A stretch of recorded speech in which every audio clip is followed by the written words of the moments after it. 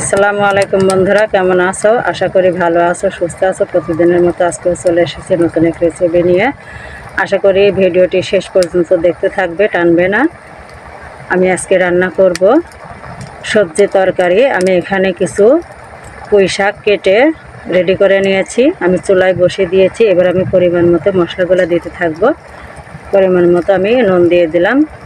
এবার আমি পরিমাণ মতন কিছু শুকনো লঙ্কা দিয়ে দিলাম, দিয়ে দেব ধনিয়া গুঁড়ো।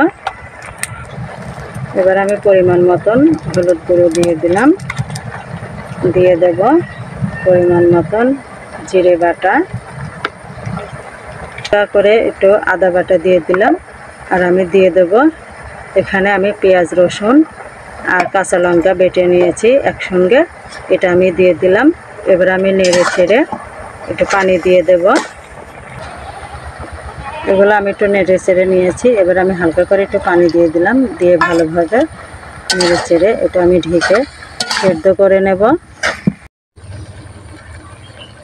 আমার পুঁইয়ের শাকগুলো আমি কিছু সময় জ্বালিয়ে সেদ্ধ করে নিয়েছি। এবার আমি কেটে রাখা মিট কুমড়ি আমি এটা তোমাদের দেখাচ্ছি। এখানে আমি কিছু মিট কুমড়ি, মিষ্টি কুমড়ো কেটে রেখেছি, সেটা আমি এখন ওই ডাঁটাগুলার মধ্যে দিয়ে দেব। আমি এগুলা দিয়ে দিলাম, দিয়ে এগুলা ভালোভাবে নেড়ে চেড়ে আমি পরিমাণ মতো পানি দিয়ে ডাঁটার সঙ্গে এগুলা সেদ্ধ করে নেব। পুঁই শাকের সঙ্গে আমি মিষ্টি কুমড়োগুলো ভালোভাবে কষিয়ে নিয়েছি। এবার আমি পরিমাণ মতো পানিটা দিয়ে দেব। তরকারিটা আমি পরিমাণ মতো পানি দিয়ে দিয়েছি। এবার আমি হালকা করে একটু সরিষা বাটা দিয়ে দেব, দিয়ে নেড়ে চেড়ে এটা আমি ঢেকে দেব।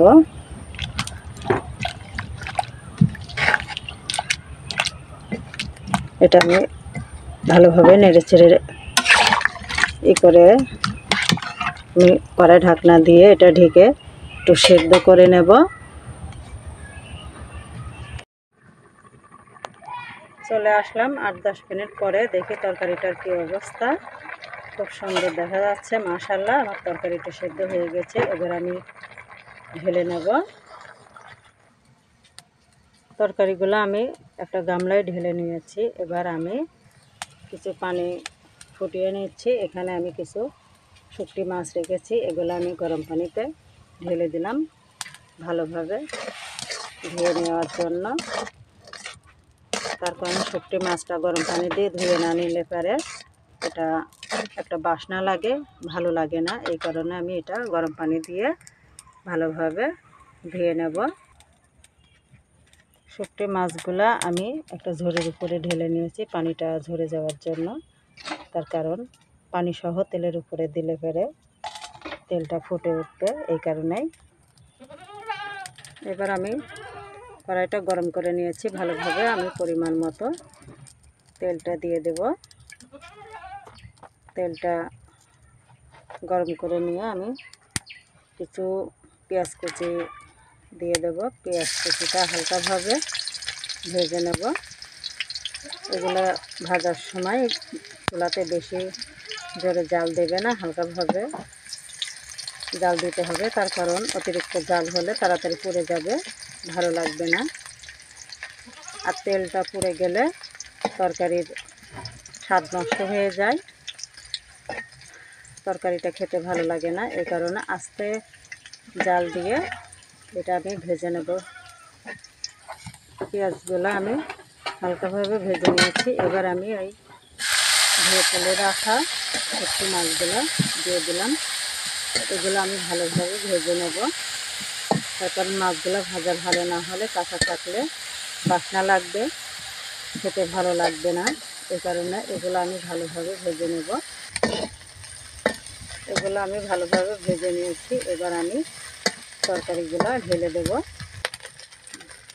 তরকারিগুলো আমি ঢেলে দিলাম, দিয়ে এগুলো আমি ভালোভাবে নেড়ে চেড়ে 2-4 মিনিট আমি এটা ভালোভাবে একটু জ্বালিয়ে নেব। তার কারণ তেলের যে অংশটা সেটা ভালোভাবে তরকারির সঙ্গে মিশে যাবে, এই কারণে আমি আরও 2-4 মিনিট জ্বালিয়ে নেব এটা ভালোভাবে। আমার সবজি তরকারিটি রান্না শেষ। এবার আমি তরকারিটা ঢেলে নেব। আশা করি আমার ভিডিওটি তোমাদের কেমন লাগবে অবশ্যই আমাকে কমেন্টে জানিও। আমার চ্যানেলটাকে একটা লাইক ও সাবস্ক্রাইব করে দিও। আশা করি তোমরা ভালো থাকবে, সুস্থ থাকবে, পরিবারের সকলকে নিয়ে হাসি খুশি থাকবে। আজকের মতো বিদায় নিলাম। আল্লাহ হাফেজ।